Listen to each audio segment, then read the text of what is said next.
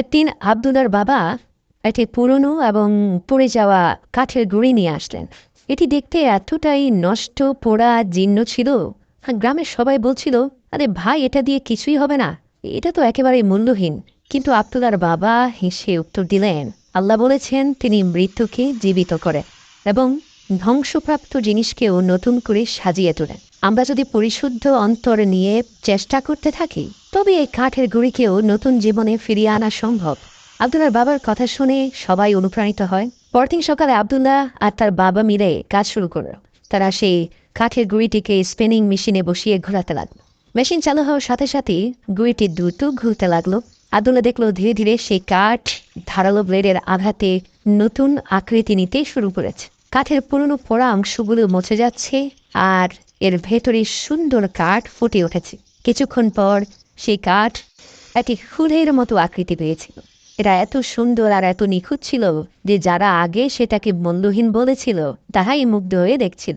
আব্দুল্লাহর বাবা তখন বললেন, দেখো বাবা, এই কাঠ যেমন আগুনে পড়ে গিয়েছিল কিন্তু পরিশ্রমের মাধ্যমে আবার নতুন রূপ পেয়েছে, তেমনি আমাদের দুনিয়ার জীবন, আমরা যদি আল্লাহর দেখানো সৎ পথে চলি, পরকালের জীবনে আমাদের জন্য থাকবে সুন্দর পুরস্কার। আব্দুল্লাহ বাবার এই কথা গভীরভাবে উপলব্ধি করল। আসলে তো এই দুনিয়ার জীবন কত ছোট আর কত তুচ্ছ।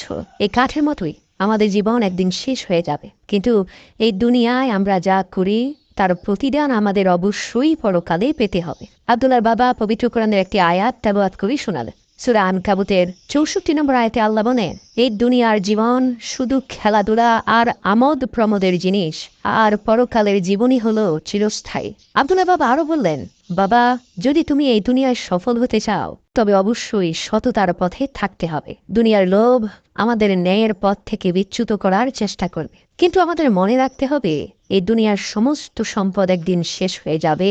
শুধু সৎ কাজ এবং আল্লাহর সন্তুষ্টি অর্জনের প্রচেষ্টাই পরকালে আমাদের রক্ষা করবে।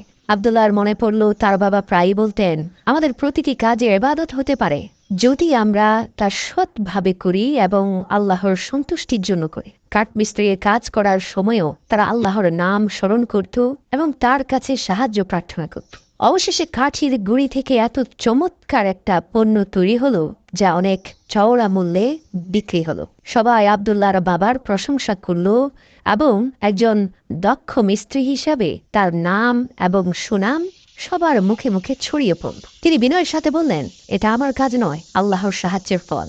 তিনি আমাদের পরিশ্রমকে বরকত দিয়েছেন। এই ঘটনার থেকে দুটি শিক্ষা রয়েছে। দুনিয়ার জীবনে সৎ এবং পরিশ্রমী হওয়ার কোনো বিকল্প নেই। মনে রাখবেন, কোনো কাজই ছোট নয়।